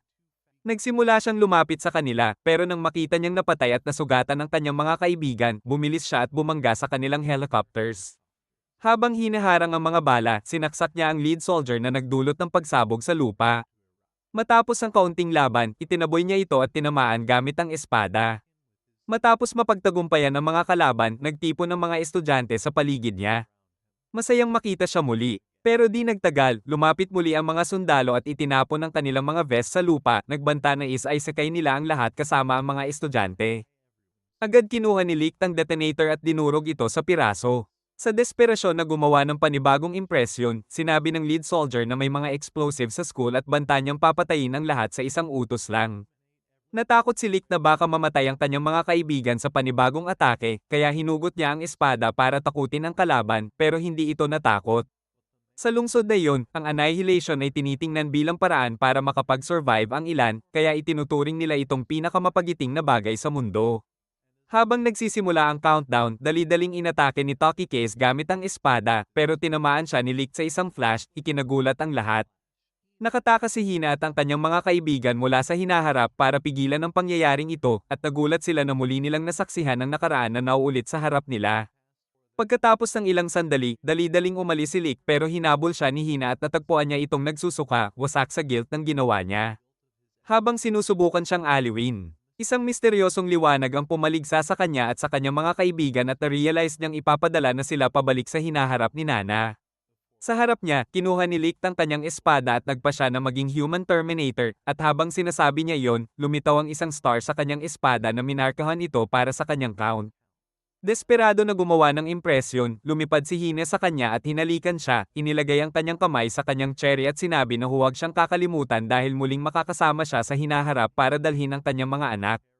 Pagkatapos ng mga salitang iyon, naglaho siya sa harap niya sa isang makulay na liwanag. Habang pinapanood ng natitirang mga estudyante ang pagkawala ng iba, lumitaw si Lick sa likod nila at sinabi na sila ay galing sa hinaharap. Noong araw na iyon, sumiklab ang digmaan sa kanilang mundo at bawat lungsod ay naglaban-laban para mapuksa ang isa't isa upang sila na lamang ang manatili sa mundo. Habang winawasak ng gutom ang buong mundo, determinado si Lick na ilayo ang kanyang mga kaibigan sa digmaan kaya hinarap niya ang mga kalaban ng mag-isa. Pagbalik niya sa school, naghihintay ang kanyang mga kaibigan pero hindi niya sila pinansin. Nakapatay siya ng higit sa 1,000 sundalo at mabigat sa kanya ang bigat ng lahat ng alaala. Nakilala siya ni Nana habang naliligo siya at hindi nagtagal ay naging magkaibigan sila, nagbabasa ng libro ng magkasama. Pinili niyang tratuhin siya bilang kanyang kapatid at dahil madalas siyang nag-iisa, palaging umaasa siyang makita siya araw-araw. Ngunit habang lumilipas ang mga linggo, nagbago si Lick, lubhang nasaktan at nabago ng lahat ng laban at di na nakilala. Sa mga laban, patuloy niyang winawasak ang mga kalaban at matapos patayin ang ilan sa kanila, naging anino na siya ng dati niyang sarili. Isang gabi, sinubukan ng mga babae na ipakita sa kanya ang kanilang plot para makita siyang climax tulad ng dati, pero basta na lamang siyang lumayo. Determinado siyang tapusin ang digmaan ng mag-isa kaya kumuha siya ng mask mula sa dingding at habang tumatakbo pabalik sa laban, pinutol niya ang mga kalaban. Pagkatapos ng ilang linggo, hiniling ng kanyang mga kaibigan sa Major na isagawa ang parehong eksperimento sa kanila upang masuportahan siya sa digmaan at pumayag ang Major. Pagkatapos ng eksperimento, 4 na tao lamang ang naging kapantay niya, Taki Case, kilala bilang Ace of Sudden Strikes. Takatura, Ace of Heavy Strikes, Sona, Ace of Pursuit, at ang Commander, Ace of Explosive Strikes. Habang umaalis si Leek para sa isa pang laban, inalok siya ni Taki Case at Sona na samahan siya bilang suporta, pero hinugot niya ang espada at binalaan silang tatapusin agad, kaya pinanood nila siyang umalis at ipagpatuloy ang kanyang pananakop sa battlefield. Sa opisina ng Major, iminungkahi ni Ferenda na salakayin ng mga kalabang bansa at nakawin ang kanilang ballots dahil patuloy na nauubos ang pagkain sa kanilang mga lungsod. Naniniwala siya na magiging pinakamakapangyarihang bansa sila kung makakolekta nila lahat ng ballots at makakagawa ng sariling Disneyland sa ulap. Sa mga salitang iyon, pumayag ang Major sa plano at sumang-ayon na ipadala ang mga kaibigan ni Lick sa digmaan. Ngunit nang marinig ni Lick ang kanilang mga plano, nawalan siya ng kontrol at nagsimulang maghagis ng kanyang espada sa kanyang mga kaibigan upang takutin sila at huwag sumali sa digmaan. Nang sinubukan ng dalawang lalaki na pigilan siya, itinulak niya sila at pinutol ang braso ni Sona. Upang igalang ang kanyang kagustuhan, nagpa siya ang lahat na lumayo sa digmaan, umaasang babalik siya sa dati niyang sarili. Ilang taon nang lumipas, natapos ang digmaan at matapos makuha ng Major ang lahat ng 7 ballots mula sa bawat lungsod sa mundo, nagpa siya siyang lumikha ng bagong mundo gamit ang mga kapangyarihan nito. Habang nagiging pira-piraso ang lupa, nagsimulang umangat patungo sa kalangitan upang bumuo ng mga bagong isla. Ngunit patuloy nitong kinukuha ang pagkain at gasolina mula sa ibabang mundo. Walang pagkain at gasolina, halos zombie-like ang mga tao sa ibaba at hindi kailanman makatatama sa mundo sa itaas. Ilang taon nang lumipas, muling dumami ang populasyon ngunit walang nakakaalam tungkol sa ibabang mundo ni kung bakit lumulutang ang lungsod sa ulap. Sa kapangyarihan ng All Thing, pinamunuan ng bagong mundo ng may total control at binigyan ng numero ang bawat isa upang hindi tumigil sa pagtatrabaho. Ang lahat ng nawalan ng numero ay itinulak sa ibabang mundo, tinaguri ang abyss na nakatakdang mamatay sa gutom. Bilang proteksyon sa kanilang sikreto, ilegal ang mga lumulutang na bagay upang walang makakita sa ibaba. Sa kapangyarihan ng 7 ballots na natiling lumulutang ang mga isla, ngunit kung mawawala ang mga ito, guguho agad ang kanilang mundo. Ilang siglo na ang nakalipas, pumasok si Taki Case sa mystery room at ninakaw ang isa sa mga ballots dahil naniniwala siyang malupit na gamitin ang lahat ng kapangyarihan habang pinababayaan ng ibabang mundo na mamatay sa gutom. Ngunit nang subukan niyang isauli, dumagsa si Lick at pinatay siya agad na nagbigay daan kay Fiona na makuha ang balot. Habang pinapanood niyang nagtitipon ng kanyang mga kaibigan sa paligid ni Taki Case, na-realize ni Lick na naging totoong halimaw na siya at nawala ng malay sa shock. 20 taon matapos ang digmaan, nagising siya at natuklasang ang kanyang mga kaibigan ay nanatili sa ibabang mundo upang iligtas ang mga natitirang bata. Dahil kakaunti na lang ang pagkain, napilitan silang kumain ng sakay upang mabuhay ang mga bata ng mas matagal. Ilang linggo ang lumipas, nagpa siya si Lick at Nana na lisanin ng army, at sa loob ng 100 taon, naglakbay silang magkasama. Hindi nagsalita si Lick at hindi tinanggal ang kanyang mask, sinisisi ang sarili sa pagkamatay ng kanyang mga kaibigan. Bagaman nilikha ang bagong mundo dahil sa mga digmaan niyang sinalihan, naniniwala siyang siya ang pinakamasamang tao sa buhay. Sa 300 taon matapos ang digmaan, patuloy na naglakbay sina Nana at Lick sa kanilang mundo, naghahanap ng mapagpatirahan para sa kanilang dalawa. Ngunit hindi pa rin tinanggal ni Lick ang kanyang mask. Papalapit sa katapusan ng siglo, napagpasyahan niyang mas makabubuti kung sisirain ang mga isla bilang pagbayad sa kanyang mga kasalanan. Sana, umaasa si Nana na kayang baguhin ni Nahina at ng kanyang mga kaibigan ang hinaharap at gawing bagong tao si Lick, ngunit natuklasan nila na hindi mababago ang nakaraan. Pagbalik nila sa kanilang mundo, tinanong ni Nana kung naintindihan na nila kung bakit naging human Terminator si Lick. Ngunit gusto munang makausap ni Hina si Lick kaya nagkita sila sa isang bangin. Ipinakita niya muli ang kanyang cherries, umaasang matatandaan siya ni Lick mula sa nakaraan, ngunit tinakpan siya nito ng kanyang kapa at sinabi na masyado na siyang matanda para sa kanya. Sa kampo ni Nana, nagdiwang ang grupo sa pamamagitan ng pag-inom ng PG grape juice bilang selebrasyon sa kanilang pagbabalik mula sa nakaraan, ngunit biglang sinuntok ni Jel si Lick sa lupa at ipinakita sa kanya ang video ni Nana sa loob ng 300 taon ng kanilang paglalakbay. Sa loob ng lahat ng taong iyon, nanatili si Nana sa kanyang tabi, nangangarap ng isang Cinderella wedding kasama siya, ngunit sobrang lulubog si Lick sa kanyang guilt na hindi niya napansin ang presensya ni Nana. Sa sandaling iyon, na-realize ni Lick na sobrang bastos siya at agad niyang niyakap si Nana. Sinabi niya na siya ang pinakamalungkot na tao sa mundo dahil sa mga alaala ng kanyang mga kaibigan, ngunit masaya siya na nanatili si Nana sa kanyang tabi at hindi siya pinayagan na kitilin ang kanyang sarili. Nang matulog si Nana sa kanyang tabi, natuwa si Lick na kasama niya ito. Kinabukasan, nagpa siya si Nana na uminom muli ng PG grape juice, ngunit sinabi ni Lick na pupunta siya sa lungsod. Nakita siya ni Hina sa kagubatan at tinanong kung bakit palaging tumatakas siya sa kanya. Nais niyang manatili sa kanyang tabi magpakailanman ngunit nadismaya siya nang sabihin ni Lick na ayaw niya ng kasama. Sinabi ni Lick na nakilala niya ang ina ni Hina 300 taon na ang nakalipas noong siya ay nasa academy at naibigay sa kanya ang balot ng kanyang ina, isang makapangyarihang sandata na kayang sirain ang kanilang mundo. Ngunit hindi ace ang kanyang ina kaya nagtataka siya kung paano siya nakaligtas sa lahat ng taong iyon. Nagtaka rin siya kung alam ng kanyang ina kung sino ang kanyang ama, ngunit hindi, kaya sinabi niya na ama ni Hina si Takakazi. Ang ina ni Tina noon ay kanyang minahal. Ngunit napatay niya ito nang nakawin nito ang balot mula sa Major. Naniniwala siya na hindi na siya magiging parehong tao na hinahanap ng kanyang ina. Tuwing titingin siya kay Hina, naaalala niya ang pagkamatay ng kanyang ama at ang kanyang guilt ang dahilan kung bakit gusto niyang lumayo sa kanya magpakailanman. Nang magsimulang malula si Hina dahil sa sleeping pill na ibinigay niya, sinabi ni Lick na sisirain niya ang buong army at ayaw niyang mailagay sa panganib ang iba. Kaya dinala niya si Hina sa kampo ni Nana, kung saan lahat ng iba pa ay nakatulog na sa mesa. Ngunit bago siya umalis, tinanong siya ni Jel kung bakit sinusubukan niyang kunin ang natitirang ballets dahil alam niya na umiiral lamang ang mga isla dahil sa mga ito at mawawasak ang mundo kung mawawala ang mga ballets. Sinabi ni Lick na ito ang kanyang paraan ng pagbayad sa kanyang kasalanan dahil siya ang dahilan kung bakit umiiral ang mga isla. Ngunit hindi sumang-ayon si Jel kaya nagharap sila, nagbabanta na lipulin ang isa't isa. Ngunit sa huli ay naghiwalay sila ng landas dahil determinado si Lick na sirain ang mga isla at naniniwala si Jel na tungkulin niya itong pigilan sa susunod na labanan. Kinabukasan, natuklasan ni Hina at ng kanyang mga kaibigan na pumasok si Lick sa lungsod upang atakihin ang buong army, kaya nagmadali silang hanapin siya. Sa paligid ng lungsod, isang makapangyarihang puwersa ang bumagsak kay Lick sa lupa at lumitaw si Takatura sa harap niya.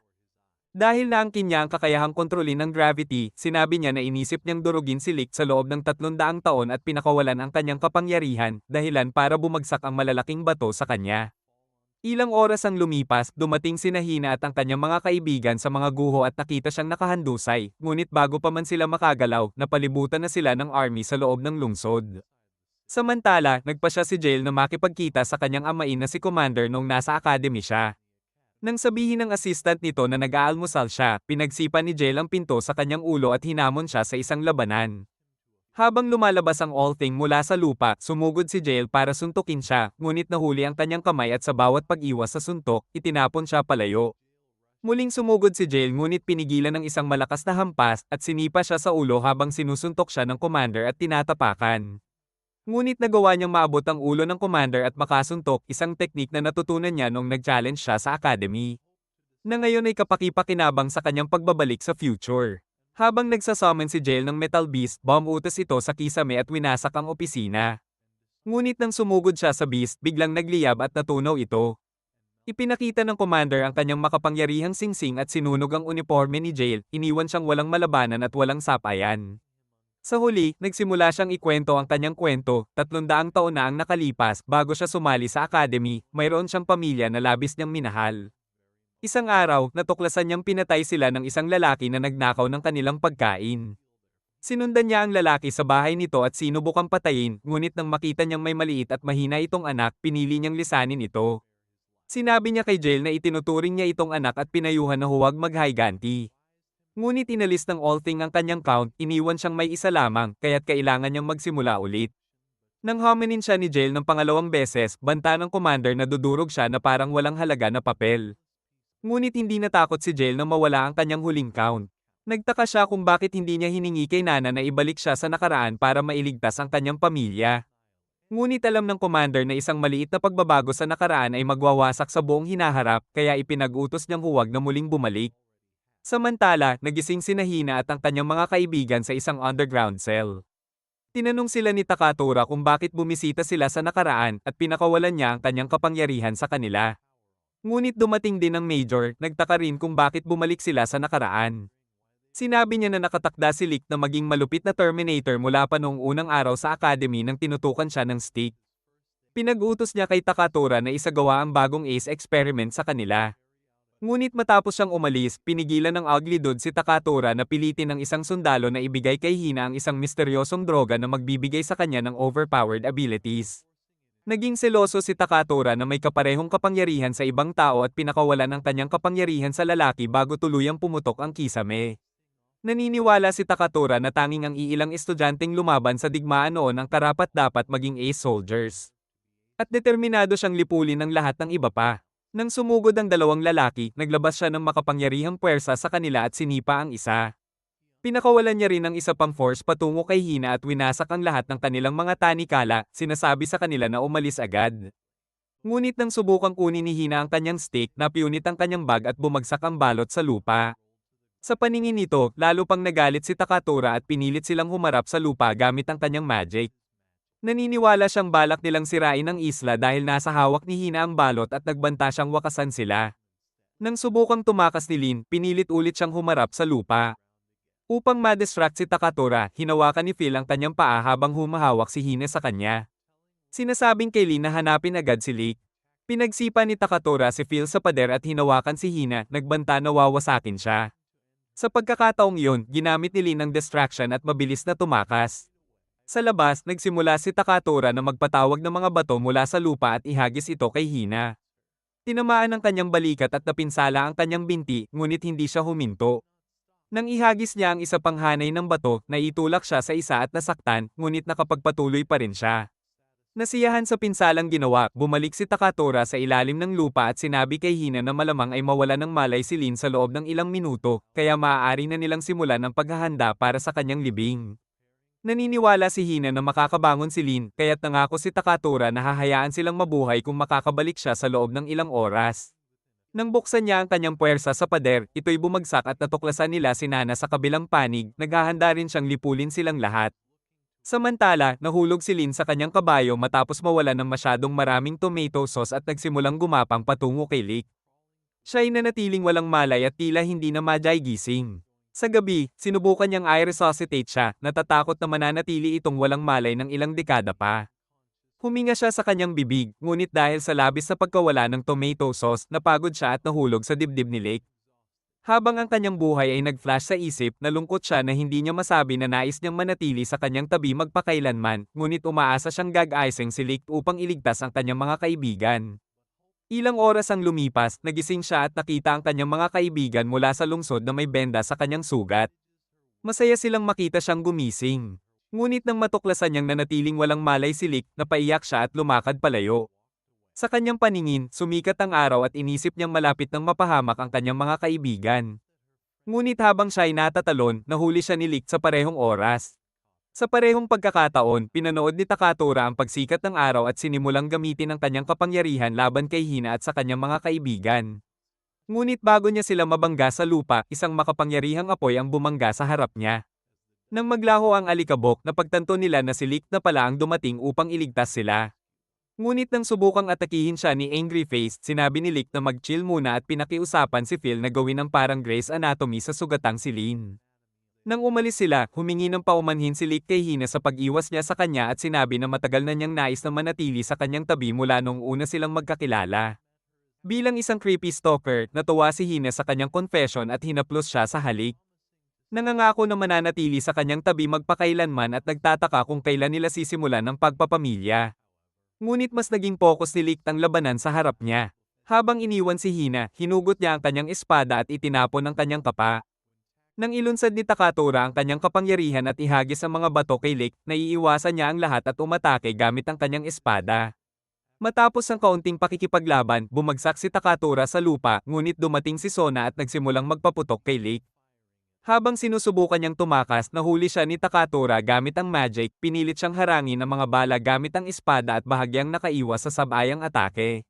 Ngunit bago siya makalayo, nahuli siyang muli ni Takatora sa magic. Habang patuloy na nagpaputok si Sona, pinutol ni Leak ang mga bala at lumipad palayo. Ipinagpatuloy ni Takatora ang kanyang magic at ang mga bala ay tumama kay Leak, na ibato siya pabalik at sumabog, dahilan para bumagsak siya sa lupa. Nang ilunsad ni Takatora ang isang makapangyarihang force kay Leak, nagsimulang muli si Sona sa pagpaputok, ngunit lahat ng atake ay naharang ni Leak. Naglabas si Takatora ng mas maraming kapangyarihan, pinilit siyang lumuhod, at pinahintulutan si Sona na muling magpaputok. Ipinahayag ni Sona na noong una siyang ginawa bilang ace soldier, umaasa siyang makasama si Leak sa kanyang tabi, ngunit nadismaya siya nang iwan siya at ang grupo para labanan lamang ng mag-isa. Kasabay nito, nagsimulang bumuhos ang mga bala sa kanya. Naniniwala si Takatora na si Leak ang responsable sa pagiging deranged menace ni Sona, ngunit iniisip ni Leak na sinusubukan niyang iligtas si Sona mula sa pagiging isa pang human Terminator. Habang patuloy na nagpapalabas ng lakas si Takatora, handang wasakin si Leak, pumasok si Nana upang protektahan siya, ngunit pinabagsak siya at inilunsad ang isang makapangyarihang force sa lahat. Determinado na iligtas ang kanyang mga kaibigan, nagpa siya si Leak na ilabas ang kanyang sariling kapangyarihan bilang Ace of Destruction. Ngunit dumating si Jail matapos ang isang pagsabog at naglakad sa gitna ng alikabok. Habang inilulunsad ni Takatora at Sona ang atake sa kanila, nagbuhat sila at tumira ng suntok. Nang magsimulang magpaputok si Sona kay Jail, nanatili siyang matatag at hindi natitinag ng kanyang mga atake. Patuloy siyang nagpaputok at bagamat napiunit ang kanyang damit, nanatili siyang matatag. Desidido si Sona na sirain siya, nagpatuloy siya sa pagpaputok. Pagkatapos ng kaunting pahinga, muling naglunsad siya ng atake, ngunit nagsimula si Jail na lumapit sa kanya. Sa kanyang pagpanik, umaputok siya gamit ang rifle ngunit palaging nagkakamali, kaya kinuha niya ang revolver at umaputok muli bago magsimulang mag-reload. Hinawakan ni Jail ang kanyang baril at pinaalala na pinayuhan siya niya sa academy na manatiling mabuting tao, ngunit nadismaya siya nang makita siyang naging rip-off Terminator. Naantig sa kanyang mga salita at napaiyak si Sona. Napagtanto ni Takatora na hindi na paborable ang mga numero sa kanya, kaya't sinubukan niyang ilunsad ang isang blast kay Jail. Ngunit pinutol ito ni Leak. Nang maglunsad si Takatora ng isa pang atake, sinubukan ni Leak na harangan ito ngunit natabla ng kanyang espada. Ipinaliwanag ni Leak na sinusubukan niyang sirain ang mga isla dahil sa kahirapan sa Lower Earth at humingi siya ng tulong mula kay Takatora. Ngunit walang pakialam si Takatora sa iba at binunot niya ang mukha ni Leak, ngunit sinagot ito ni Leak ng suntok. Nang muling umatake si Takatora, ginantay rin ni Leak. Habang nagsusulitan sila, nagbanggaan ang kanilang mga ngipin at mga ulo bago kumuha ng sandali upang makabawi. Sa digmaan, pinatay ni Takatora ang libo-libong kabataang kaaway na pin-brainwash para lumaban, at ngayon natatakot siya na ang pagsira sa mga isla ay magdudulot ng panibagong digmaan sa Lower Earth. Subalit kumbinsido si Leak na mas mabuti para sa lahat na labanan ng kanilang kaligtasan sa Lower Earth. Nang ma-realize niyang hindi mapipigilan ang determinasyon ni Leak, inilunsad ni Takatora ang isang blast at bantang wasakin siya. Nang ilunsad niya ang dalawa, agad itong pinutol ni Leak gamit ang espada. Tinawag ni Takatora ang makapangyarihang liwanag, ngunit lumipad si Leak palayo. Naglunsad si Takatora ng isang napakalakas na tornado, ngunit tumapak si Leak sa isang guho at lumipad palabas. Ngunit bago siya nakalayo, nahulog siya sa abyss at ang tornado ay naging bola na sinunog ni Takatora hanggang sa maging alikabok. Nagising si Leak sa isang misteryosong realm na palibutan ng mga bungo. Nang subukan niyang kumilos, lumitaw ang isang kakaibang maskara at narinig niya ang boses ni Takatora, nagsasabing siya ay nasa dulo ng gravity pit at hindi na makakatakas. Sa mga salitang iyon, mas maraming maskara ang lumitaw, lahat ay nagmula sa mga ace soldiers, at sinabihan siyang wakasan ang sarili at kalimutan ang kanyang mga plano sa digmaan. Ngunit pinutol niya ang isa, at muling nag-glow. Habang pinutol niya ang lahat, napagod siya dahil agad itong bumalik. Nang ma-realize niyang talagang nakulong siya, handa na siyang sumuko, ngunit narinig niya ang boses ni Hina. Kinuha muli ni Leak ang kanyang espada, determinado na makatakas. Habang nag-channel ng liwanag sa espada, pinutol niya ang lahat ng maskara at itinusok ang espada sa mga bungo, winawasak ang lahat sa kanyang daraanan. Samantala, sa tunay na mundo, handa na si Takatora na ilunsad ang isang blast kay Hina, ngunit nag-glow ang kanyang magic ng kakaibang liwanag. Sa pagsabog, lumitaw si Leak sa harap nila. Sinabi niya kay Takatora na determinado siyang labanan hanggang sa wakas. Inilunsad ni Takatora ang isang blast, ngunit hinarang ito at pinutol ni Lick, pagkatapos ay umatake at sinuntok siya sa bungo, pinapalo siya sa pader.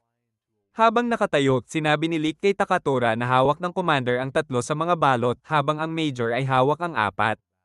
Pagkatapos maibalik ang balot ni Hina, umalis siya, determinado na umiwas sa digmaan ni Lick. Ilang araw ang lumipas, bumisita si Lick kay Lin sa ospital, ngunit nang magbukas ang mga mata niya, wala na si Lick. Nang siya'y aalis, lumitaw si Phil sa likod niya na may espada, nagtaka kung paano niya nalaman na kaya niyang gamutin si Lin nung nasugatan. Sinabi ni Lick na alam niya ang lahat ng lihim ni Phil. Ngunit pinili niyang huwag magsabi sa mga kaibigan nila dahil interesado lamang si Phil sa puso ni Lin para sa kanyang sarili. Sa gabi, sinabi ni Lick kay Hina na handa na siya para sa plot development. Ipinakita niya ang kanyang cherries, ngunit nagulat si Lick at agad na umatras patungo sa puno. Ngunit determinado si Hina at hindi siya pinapalampas, nagpasya siyang hindi siya pababayaan at manatiling nakikita sa kanyang paningin. Sinabi niya sa kanila na titigil na siya sa pakikipaglaban para sirain ang kanilang mundo. Ngunit naniniwala siya na mas mabuti para sa lahat na huwag umasa sa kapangyarihan ng mga balot dahil ang All Thing ay nagiging masyadong makapangyarihan para kontrolin. Iniisip niya na magiging mas maayos ang mga isla kung walang ipapadala sa abyss, at nagpasya siyang alisin ang major at lumikha ng isang bagong mundo para sa lahat. Habang sinasabi niya ang mga salitang ito, lumitaw si Sona sa itaas nila, nag-aalok na sumali sa kanilang laban. Habang sila'y naglalakbay sa isang karwahe patungo sa ibang bahagi ng mga isla. Nangako si Hina na mananatili kay Lick magpakailanman. Sinabi niya na mula nung nakuha niya ang balot mula sa kanyang ina, hinahanap-hanap niya si Lick at hinding-hindi niya iiwan ang kanyang tabi. Pinangako ni Lick na palagi siyang poprotektahan. Niyakap siya ni Hina, sinabing aasahan niya siya sa lahat ng bagay. Panoorin ang susunod na video. Hanggang sa muli, aking mga kapwa Legendary Plotmasters.